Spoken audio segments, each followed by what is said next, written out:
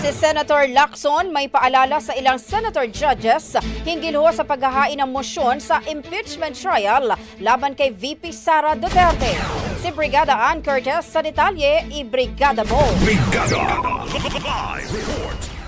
Pinaalalahanan ni Senator Ping Lacson ang mga kasamahan niyang senador na tatayong senator judges na pabayaan na sa prosecution at maging sa defense team ang paghahain ng mosyon o di kaya pleadings para sa paglilitis laban kay Vice President Sara Duterte.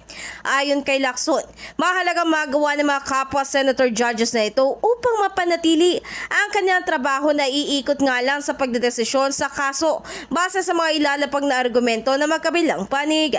Matatandaan, sinabi kamakailan ni Senate Impeachment Court spokesperson Attorney Reginald Tonggol na maaari silang humarap sa mainit na debate kung sakali nga na itulak ni Senator Ronald Bato de la Rosa ang kanyang mosyon.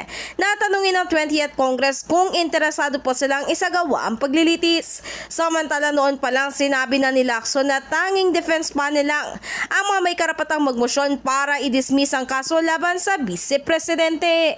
In the heart of changing lives, ako si Brigada Ann Curtis ng 105.1 Brigada News FM Manila, The Music News Authority. Brigada Balita Nationwide. Ang bahaging ito ay hatid sa atin ng PowerCell Soya Coffee. Masarap araw-arawin.